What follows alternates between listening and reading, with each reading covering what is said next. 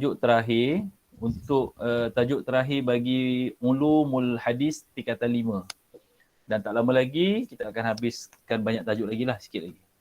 Okey, tajuk kita pada hari ni, kalau awak nampak kat skrin ustaz tu, awak pin dekat skrin ustaz tu, tajuk dia ialah metodologi. Ni metodologi. Bila kita sebut metodologi, maknanya macam manakah kitab ini dikarang. Kitab ni dikarang untuk apa? Contoh, buku ABC kan, yang kita tengok kat pasaran, A, B, O, bo, L, A lah, bola. Kenapa metodologi dia ada warna? Kenapa yang perkataan bo diwarnakan biru? Kenapa la berwarna merah? Mungkin dia nak bagi murid senang nak faham. Kenapa ada gambar? Itu dinamakan metodologi. Macam mana kaedah penulis menyusun buku dia. Tapi kita sekarang ni, kita bukan nak kaji buku ABC tau.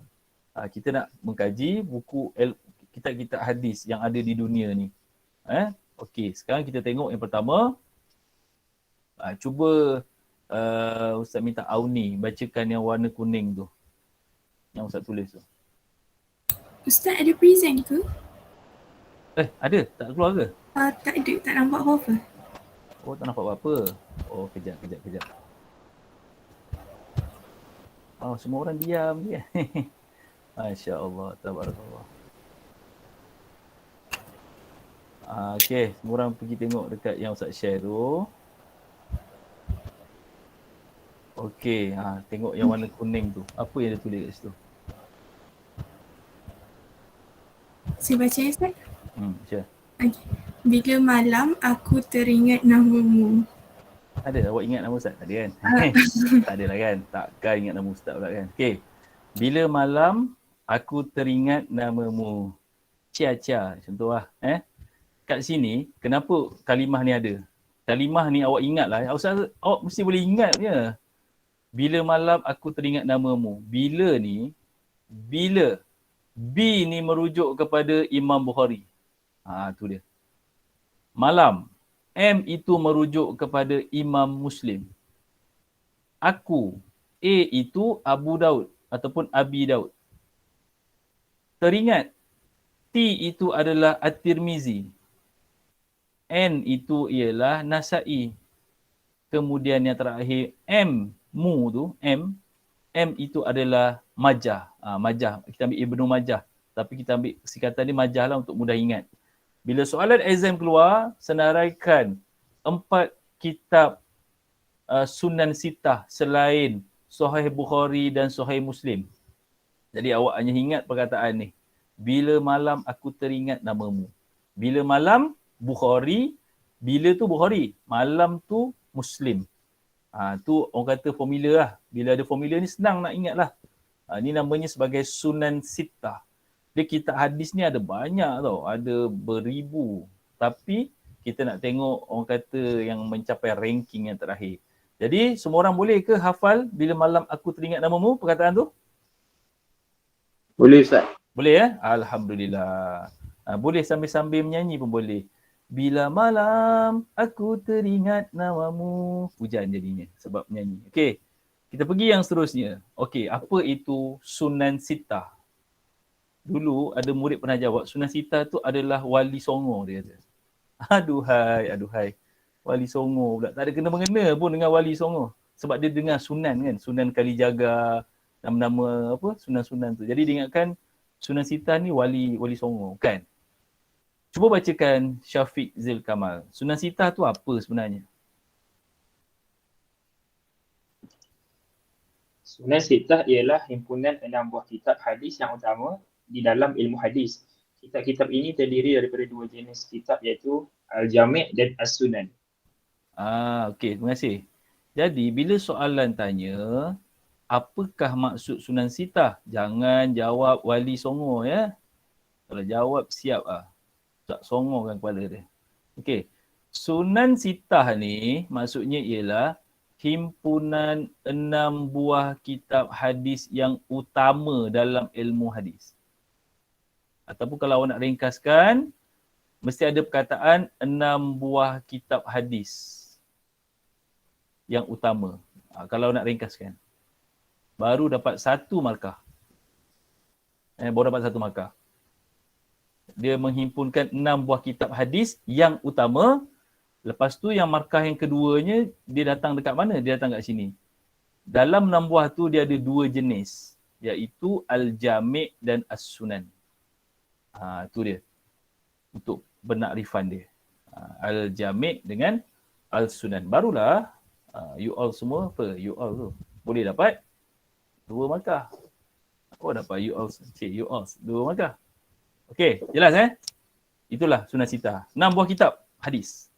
Okey, sekarang kita tengok pula Al-Jami' itu apa. Okey, Al-Jami' tu. Cuba bacakan Arman Iskandar. Apa itu Al-Jami'?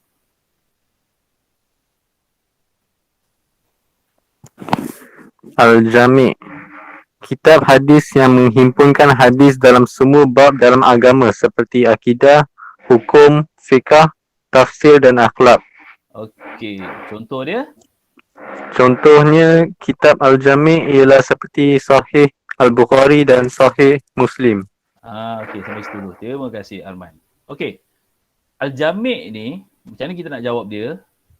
Al-Jami' ni ialah bila sebut Jami' ni kan jamak kan, menghimpunkan. Ingat betul tu je. Jami' ni dia berasal pada jamak. Jamak tu mesti menghimpunkan. Tapi kita cerita pasal hadis, mesti menghimpunkan hadis dalam semua bab agama. Bila sebut semua bab agama, mestilah ada bab fiqh, bab akidah, bab tafsir, bab akhlak, bab sirah, kan? Kan semua tu semua agama lah. Maksudnya merangkumi semua agama. Jadi kalau contoh dia, inilah dia. Sahih Bukhari, Sahih Muslim. Ataupun kita ringkaskan dia contoh Al-Jami' bila malam. Macam tu. Tapi jangan awak jawab pula dalam periksa bila malam. Walaupun pemeriksa mungkin faham. Tapi jangan jawab bila malam Okey. Kemudian, satu lagi nak cakap. Formula tu jangan ubah-ubah Awak ubah-ubah pula bila tu awak buat bunga pula kan. Bunga mawar. Jangan Walaupun sama muka depan dia. Bila malam aku, bunga mawar aku. Dia ubah-ubah nanti awak je pening nanti. Sekarang kita pergi kepada sunan. Apakah itu sunan? Elia Denisha, bacakan. Apa itu sunan?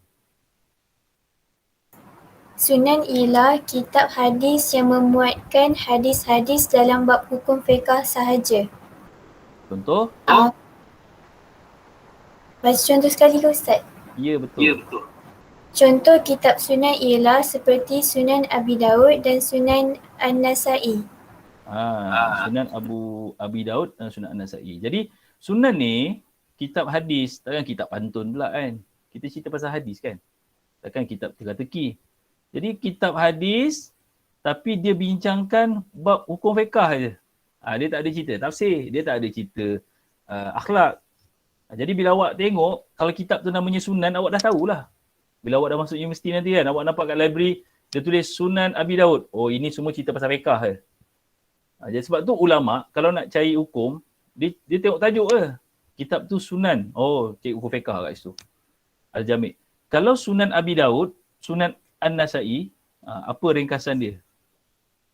Abi Daud, aku kan. Nasa'i, aku nama kan. Aku nama. Ikutlah. Mana yang mudah kan. Jadi saya nak tanya awak semua, macam mana? Al-Jami' dengan As-Sunan ni boleh beza ke? Boleh kan? Boleh. Boleh Asram boleh. Dia beza dekat tu je, apa berbincangan dia. Okey, kita tengok yang seterusnya. Ni kitab-kitab ni. Tapi awak kena ingat, zaman dulu tak macam ni. Zaman dulu mana ada kedai printer? Tak ada kedai printer lagi zaman dulu. Tak ada lagi kedai photostat. Ini dah dicantikkan lah. Dah cantikkan. Dulu kitabnya tulis dengan, kata apa? Pakai pensel. Pakai pensel pula. Allahuakbar. Pakai pen. Pakai pensel pula. Tak boleh pakai pensel, dia orang padam. Kitab tu pakai pensel, habis orang padam nanti kan. Pakai pen. Tak ada salah satu kitab dia dalam banyak ni ada salah satu dia. Ustaz ada kitab yang tu At-Tirmizi dengan An-Nasa'i At-Tirmizi. Okey. Sekarang ni kita tengok kitab sahih satu-satu Okey. Aidil. Cuba bacakan. Kitab apa yang pertama ni Aidil?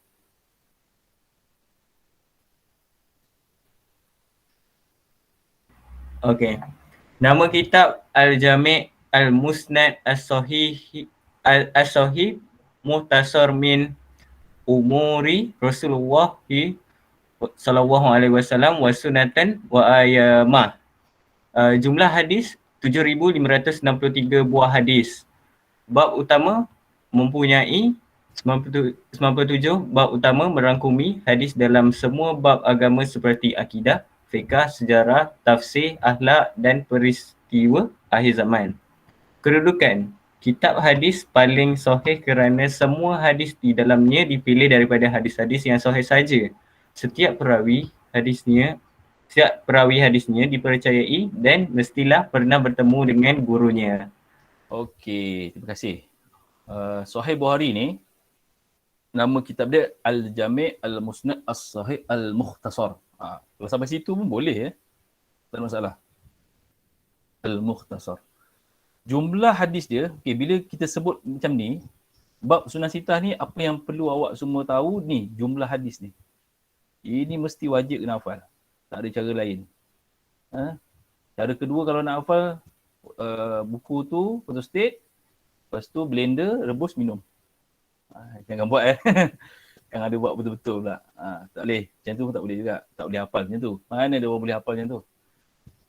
Jumlah hadis dia 7563. 7563. Ini kena ingat. Kemudian bab dia. Bab dia awak kena ingat 97 bab.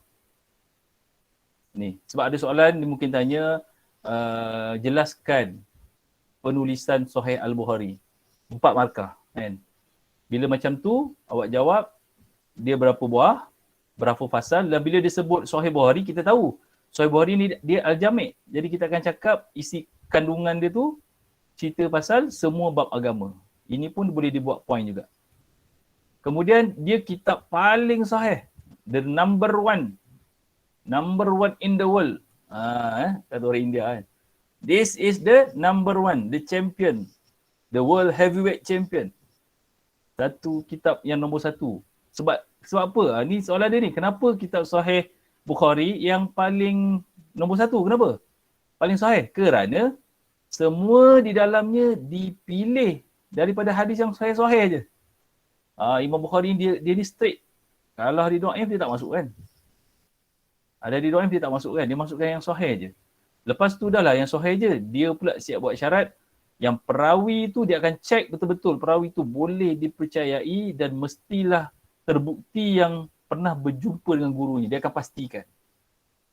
Dia akan tanya lah. Janji. Janji.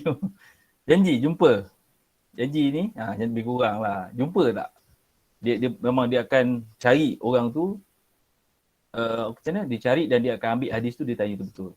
Jadi itulah dia. Sahih Al-Bukhari. Macam? Okey. Okey anggut sikit kepala lah. Senang sikit. Nak faham. Okey, Alhamdulillah. Kita pergi yang kedua. Sahih Muslim. Sahih Muslim ni Izmin pula baca. Sahih Muslim. Nama kitab Al-Musnad As-Sahih Al-Mukhtasar bin Nakli Al-Adli illa Rasulullah SAW. Jumlah hadis 4,000 buah hadis. Bab utama mempunyai 54 bab utama merangkumi hadis dalam semua bab agama seperti akidah, sirah, fiqh, tafsir, penyucian jiwa, akhlak dan peristiwa akhir zaman. Kedudukan kitab kedua terbaik selepas Sahih Al-Bukhari kerana Imam Muslim mensyaratkan setiap perawi hadis mestilah mereka yang dipercayai. Okey. Jadi kan, Nasir Izmin, Sahih Muslim ni senang, dia paling senang jugalah nak ingat jumlah hadis dia sebab dia nombor genap kan, 4,000. Jadi kita boleh ingat 4,000. Lepas tu, jumlah hadis dia, dan juga jumlah bab, bukan hadis, jumlah bab ada 54. Kalau yang Bukhari tadi ada 97, dia 54. Dia pun sama juga, merangkumi semua bab. Sebab dia Al-Jami' kan, jadi kat sini dah mudah dah, semua bab. Lepas tu awak kena tahu dia nombor 2. Dia nombor 2 dan dia setiap perawi mestilah yang dipercayai. Kalau dia yang dipercayai, kalau Bukhari ditambah tadi kan, ditambah dan mesti pernah jumpa kalau yang Bukhari tadi. So dia satu ni, dipercayai. Lepas tu dia dapat nombor 2. Okay, boleh? Syafiq Rumi, Syafiq R, boleh Okay, kita pergi yang seterusnya, Sunan Abi Daud. Sunan Abi Daud, jumlah hadis dia ada 5274, ada 40 bab. Dia cerita fiqh, adab, akhlak. Benda ni, perkara ni mungkin awak tak boleh terus hafal hari ni. Tapi biar awak nampak dulu ranking-ranking dia. Sunan Abi Daud, dia tempat ketiga. Sunan Abi Daud. Dia sebab apa dia nombor 3? Sebab dia adalah hadis marfu'. Hadis marfu' ni maksudnya hadis yang sandar kat Nabi.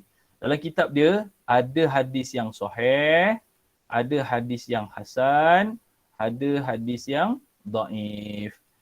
Nanti kan hari Sabtu ni, Ustaz nak buat kelas, Ustaz nak ceritakan hadis dhaif ni. Sebab hadis dhaif ni dia agak complicated sikit. Dia ada banyak.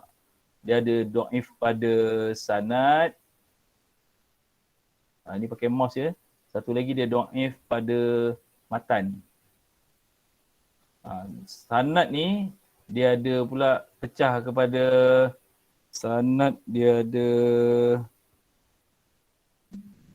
6. Matan ni pula dipecah kepada 5.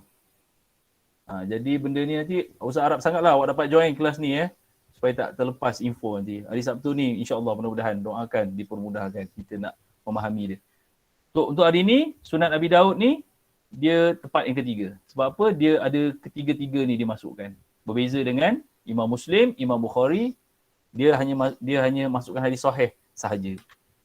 Okey, kemudian Jami' At-Tirmizi. Sama juga jumlah dia, ni awak kena ingat 3596, 46 bab. Bila sebut Al-Jami', dia mesti merangkumi semua perkara. Lepas tu sama juga, cuma beza dia Al-Jami' At-Tirmizi ni dia dalam dia ada hadis sahih, ada hadis hasan, ada hadis dhaif. Dia nombor 4 kedudukan dia. Dia Al-Jami' merangkumi semua perkara.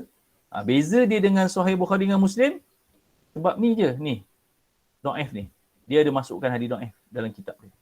Adakah dhaif ni berdosa? Tak, nanti kita akan bincangkan pada hari Sabtu nanti. Okey, Sunan An-Nasa'i. Yang ini nombor dia awak kena ingat 5758, 51 bab. Dia tempat yang kelima. Sebab apa tempat kelima? Sebab sama juga. Dia kalau awak dah faham sebenarnya dia lebih kurang sama je. Dia sebab ada sahih, ada juga hadis dhaif dalam dia. Cuma yang kena ingat kat sini je.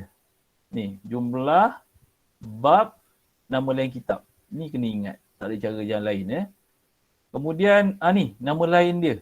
Yang ini ni special kat dia. Mujtanaba. Bermaksud terpilih. Nama kitab dia ni dia ada nama lain lah. Mujtanaba. Jadi kita gerak lebih pantas. Yang terakhir Sunan Ibnu Majah. As-Sunan. Yang ni senang nak ingat nombor dia. Nombor dia 4341.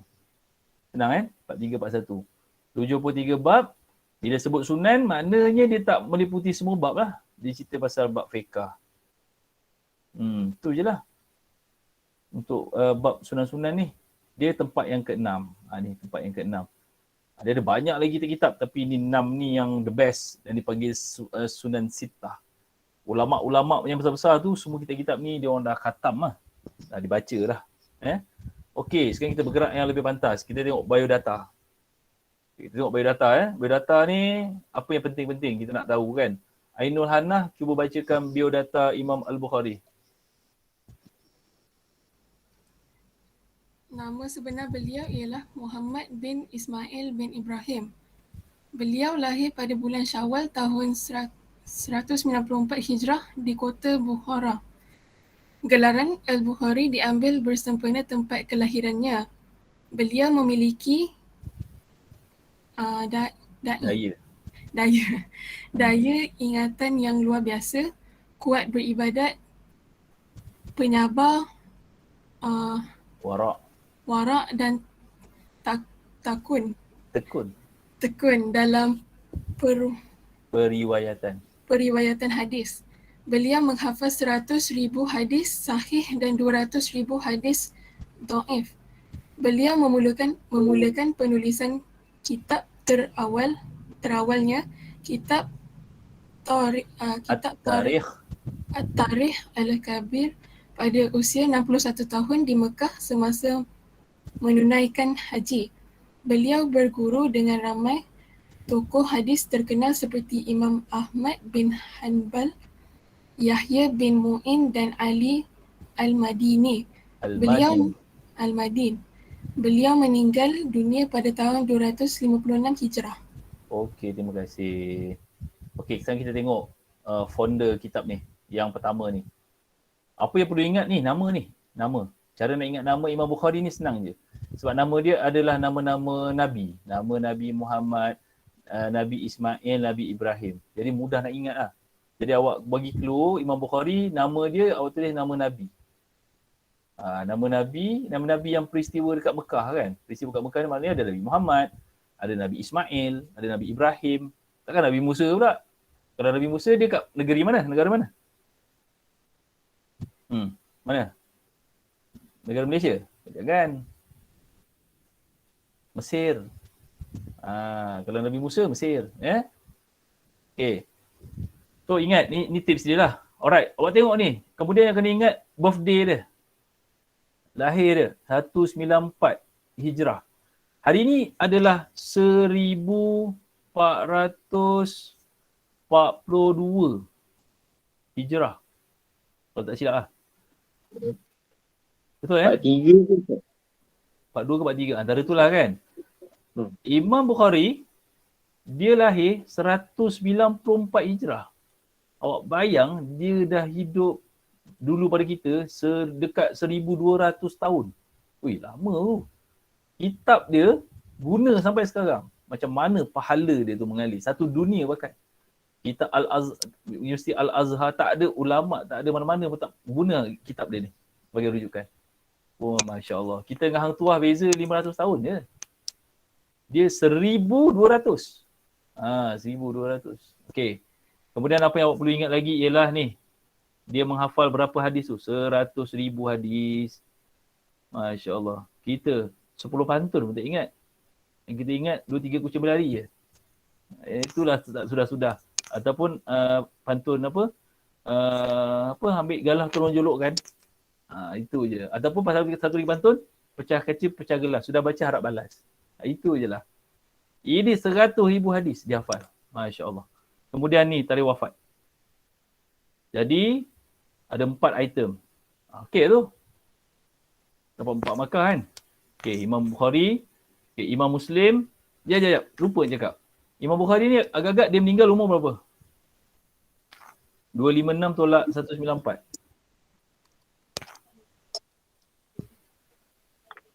62 Ustaz.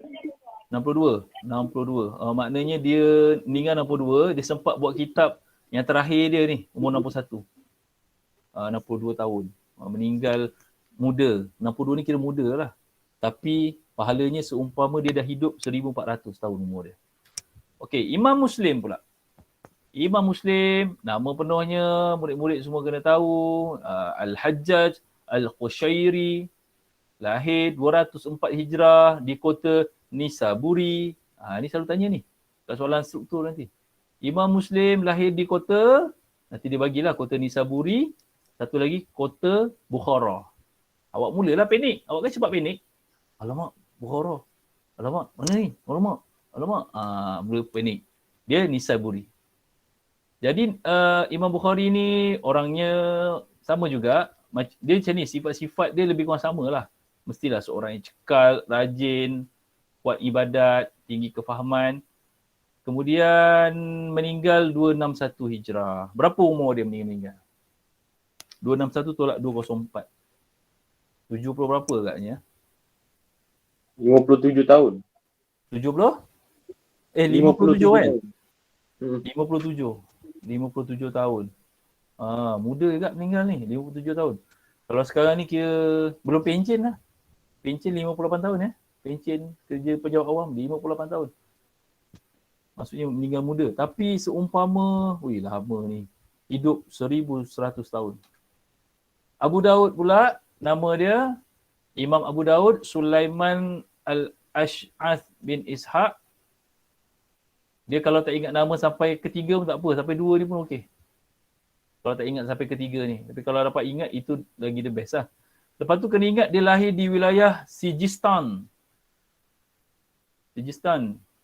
Jangan silap pula. Nisaburi pula. Terbalik pula. Lepas tu dia hafal 500 hadis. Meninggal, wafat 275 Hijrah. Berapa umurnya? 73. 73. Jadi maksudnya dia yang paling tua lah dalam 3 orang ni. Yang meninggal lah. Yang paling tua. 73 tahun. Okey. Kemudian Imam At-Tirmizi. Yang ini senang nama dia. Muhammad, ingat Nabi Muhammad. Bin Isa, ingat Nabi Isa. Kalau Imam Bukhari tadi ingat Nabi Muhammad, ingat Nabi Ismail, ingat Nabi Ibrahim. Yang ini ingat Nabi Muhammad, Nabi Isa. Lepas tu ingat je surah Al-Quran. Surah. Dia surah tu mungkin dia akan kosongkan kan. Lahir 200 Hijrah di kota Turmus. Ingat nama kota ni? Turmus kat Iran. Kemudian ini cerita pasal sifat-sifat dia. Okey, sama je sifat-sifat dia. Beliau meninggal dunia 279 Hijrah. Bermakna meninggal umur 79 tahun. 79 tahun. Ini kira berusia lah. 79 tahun. Imam An-Nasai, Ahmad bin Shu'aib. Ingat Shu'aib, Bumblebee tu. Kematian Siti Sarah tu ya. Sedih meninggal kan. Bin Bahar. Ahmad. Lahir 215 Hijrah di kota Nasai. Ataupun Nasa. Tak pasti mana satu ejaan dia. Tapi dekat wilayah ni yang perlu ingat ni. Wilayah Khurasan. Khurasan ni kat mana tak pasti. Nanti kita buka peta nanti. 303 Hijrah. Bermakna berapa umurnya? 88 tahun. 88, Masya Allah. Kira yang paling berumur lah ni, 88 tahun. Awak lah kalau diberi peluang nak hidup, ni hari Jumaat tau. Doa makbul. Kadang-kadang ada satu time tu kalau makbul. Saya nak tanya Luqman lah. Luqman nak umur berapa Luqman? Kalau Luqman lah nak beri peluang hidup, berapa Luqman nak hidup? 60 lebih. Nak 60 lebih lah. 60 berapa? 60 lebih? 60 tahun? 61? 63. 63 tahun. Luqman nak 63 tahun Syafiq nak berapa tahun? 100 tahun. Syafiq R. Boleh masuk jenis off record Syafiq? 60 je. 60 je. Kan? Ada orang dia nak umur sampai 100 tahun, kenapa boleh masuk jenis off record kan? Tak adalah Kita mohon pada Allah, mudah-mudahan umur kita berkat. Imam Nawawi umurnya meninggal 40 tahun. Tapi kitabnya sampai sekarang orang baca. Seumpama beratus tahun lah tu. Kan? Minta umur kita berkat kan. Okey, dan kita minta juga umur kita panjang. Okey, Imam Ibnu Majah. Kalau awak perasan nama-nama ulama ni banyak Muhammad tau. Depan dia. Muhammad bin Yazid Ibnu Majah ni, ni nama atuk dia. Orang panggil nama dia, orang Arab ni kadang-kadang macam ni. Kalau awak lah orang panggil awak nama atuk marah. Kau akan marah, apa dia panggil nama atuk aku kan. Tapi dia panggil Ibnu Majah lah. Ibnu Majah ni dia gelaran dia ni. Dia gelaran daripada atuk dia. Ni. Dikenali sebagai nama Ibnu Majah bersempena nama datuk dia. Tapi orang Melayu marah kan. Kalau boleh dia sorok nama mak bapak dia. Jangan sampai kawan-kawan dapat tahu kan. Simpan lah. Simpan sampai SPM lah. Kan. Takut kena ejek kan. Okey. Kemudian lahir 207, wafat 273. Berapa umurnya? 66 tahun. 66. Wah, Ashraf ni dia cepat kira dia. 66 tahun. Ni Luqman lah ni. Cik Luqman lah ni. Man, kalau betul lah Man, doa ni makbul, nanti kita tengok Man, 66 tahun. InsyaAllah saya, insyaAllah. InsyaAllah. Jangan lupa jemput saya jemput bagi jemputan pula tak adalah. Tapi mudah-mudahan kita semua dipanjangkan umur mudah-mudahan. Okey. Alright, dah selesai dah. Kita tengok latar belakang. Ini kita secara lalu tau. Secara lalu nak bagi nampak faham. Apa yang kita nak kena ingat. Apa. Sebab kadang-kadang tengok macam susah. Tapi sebenarnya taklah susah sangat. Okey, kita tengok kepentingan mempelajari metodologi. Kenapa dah kita nak belajar kitab-kitab ni kan. Cara penulis-penulis ni.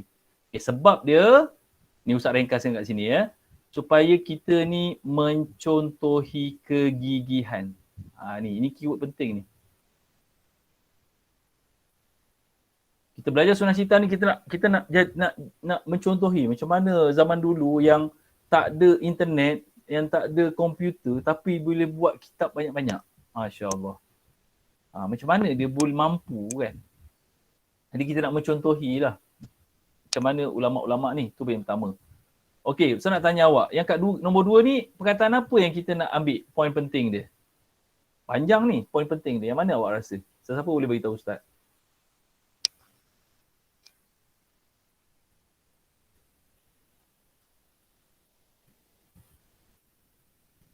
Apa poin penting dia agak-agak dalam petikan ni?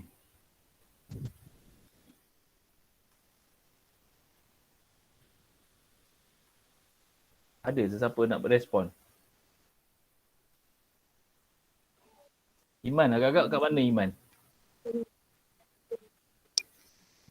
Kat mana Iman?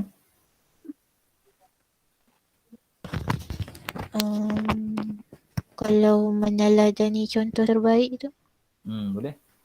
Kita ambil daripada ni. Individu dapat meneladani contoh terbaik. Alamak. Contoh terbaik. Maaf lah ya. Garis guna mouse. Macam tu lah. Tunggu juga kalau ada murid nak sponsor Ustaz Surface ke kan. Sponsor Surface. Okey. Kemudian yang ketiga. Dapat tahu sejarah. Kita dapat tahu. Oh macam tu dia buat. Tahu tu dia buat. Ui lama dah. Jadi kita tahu macam mana usaha mereka kan. Tahu sejarah dia. Okay, ni dia macam ni. Bila kita tahu poin penting, dia dah senang bila nak buat uraian tu nanti. Itu cara kita nak belajar lah. Okay, tahukah anda? Ini info ya. Takkan keluar SPM lah yang risau. Tapi dia nak bagi kita info tambahan. Imam Bukhari ni pernah dites ulama-ulama kat Baghdad. Baghdad ni kat negara mana? Kat negara mana? Baghdad. Iran ya Ustaz? Iran. Bukan. Tapi mulanya dah betul dah huruf I. Iraq. Iraq. Kota Baghdad. Kota Baghdad ni dikatakan kota ilmu tau dulu. Dululah, sekarang ni dah kena serang, dah hancur kan. Dulu kota ilmu Baghdad ni. Kota ilmu. Dia ni, Imam Al-Bukhari ni, orang bagi dia 100 buah hadis dengan sanad matan terbalik. Maksudnya, terbalik-terbalik lah saja dia buat. Ibarat kalau macam Dontrop tu dah diocong-ocong. Terabur kan. Terbalik kan. Tapi Imam Bukhari, relax. Dia dapat susun semua hadis tu tanpa kesalahan. Satu pun tak salah. Maknanya ingatan dia tu memang Masya Allah. Allah kurniakan dia satu rezeki. Nikmat yang terhebat. Dapat ingat banyak sangat tu. 100 hadis tu terbalik-terbalik sanad dia. Okey, sekarang ni. Apa tindakan yang boleh kita buat bila kita belajar ilmu ni? Kita disuruh kaji sumber hadis. Ni kaji. Awak dapat apa-apa hadis, jangan terus ambil je. Kena kaji. Ini hadis apa? Sahih ke? Dhaif ke? Palsu ke? Kan? Tiba-tiba ada hadis. Dia kata barang siapa yang makan nasi menggunakan tangan kirinya, maka dia akan dijauhkan daripada api neraka. Contoh. Pahal tak? Kena cek lah sumber tu. Kena cek kan? Barang siapa yang tidak membelikan anak-anaknya permainan kegemarannya, akan dimasukkan ibu bapanya ke dalam neraka. Itu anak-anak suka hadis tu. Dia jumpa bapak dia. Bapak, ni ada hadis. Barang siapa tak mengembirakan anak-anaknya dengan permainan, akan masuk neraka, Pak. Belikan saya PS4. Dalam ni siapa ada PS4 kat tangan? Tak ada. Alah, Ustaz baru nak share ID Ustaz. Kalau ada boleh kita online. Okey, tak apa. Jangan sedih Okey, seterusnya menjadikan ketekunan. Ni ketekunan, memperbanyakkan majlis ilmu supaya orang tahu kita hadis. Jangan memperbanyakkan majlis TikTok je. Banyakkan juga majlis ilmu. Okey, so itulah dia. Alhamdulillah, selesai sesi pengajaran kita untuk tajuk Sunan Sittah ni. Orang kata ini gambaran lah untuk awak boleh faham dengan lebih jelas. Nanti rakaman ni boleh tengok dekat YouTube ya.